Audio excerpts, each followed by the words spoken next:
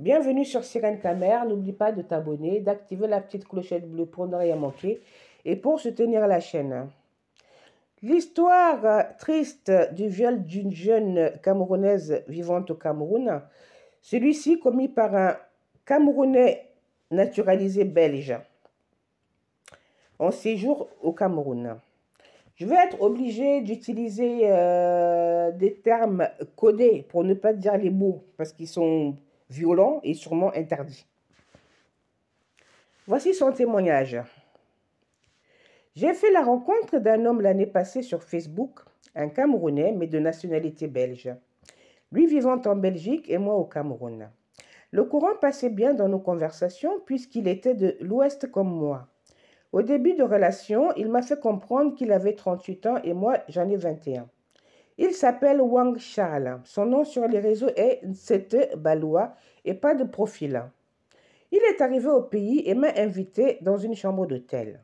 Il m'a violée sans se protéger. Il m'a forcé à passer par la porte étroite jusqu'au point de me blesser, m'appuyant les seins jusqu'au point qu'il me dise qu'il faut que ça tombe et qu'il adore comme ça. Entre-temps, je pleure mon corps et ne dis rien. Il a jeté sa semence dans ma bouche et me demande d'avaler de force. Je suis rentrée le lendemain car j'avais vraiment mal aux os. Je suis traumatisée, je ne dors pas la nuit. Il m'a bastonné, me criant dessus, me compressant les seins comme jamais, jusqu'au point de tenter de m'assassiner. Et tout ça en mettant de la musique et haussant le volume pour que personne n'entende mes cris.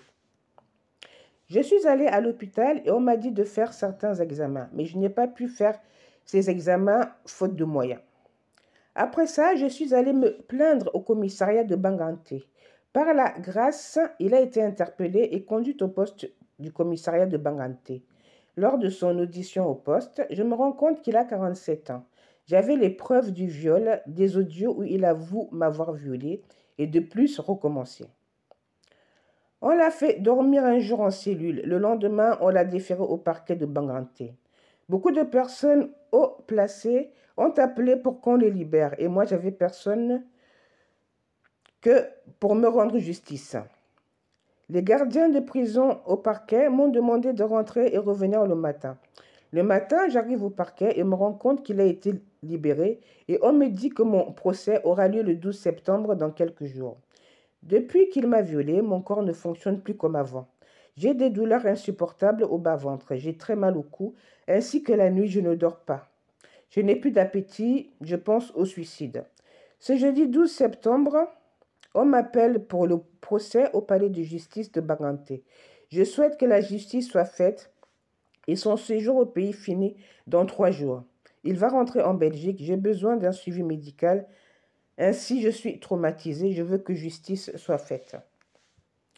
Voilà, encore un exemple qui montre qu'il ne faut pas se fier à n'importe qui et à n'importe quoi, sous prétexte qu'il vient de Mbeng, sous prétexte que c'est un mbenguiste.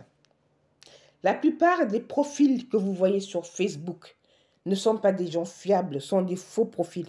Il y a beaucoup de personnes dangereuses qui circulent sur Facebook. Si vous n'arrêtez pas avec votre fantasme de mbenguiste, ça ne va pas s'arrêter. Tu as même eu la chance qu'il t'ait laissé en vie, ma grande. On ne vous le dira jamais assez. Mais plus on vous parle, plus vous vous bouchez les oreilles. Ça ne fait rien, car ce sont vous les victimes. Arrêtez avec vos fantasmes de mbenguiste là. On se demande ce que mbenguiste veut dire même pour vous. Vous croyez que le fait d'être un mbeng, ça veut dire que tu es forcément un ministre ou quelqu'un de haut placé ou quelqu'un de riche? Beaucoup vivent de petits boulots. Beaucoup sont voleurs et autres. Mais vous, dès que vous entendez seulement benguiste, on peut vous emmener n'importe où, faire n'importe quoi. Vous suivez. Donc, apprenez à être un peu plus prudente dans la vie. Au péril de votre vie. Donc, ça, c'est un exemple, en plus, qu'il faut faire très attention à Internet, à Facebook, au profil, aux benguistes.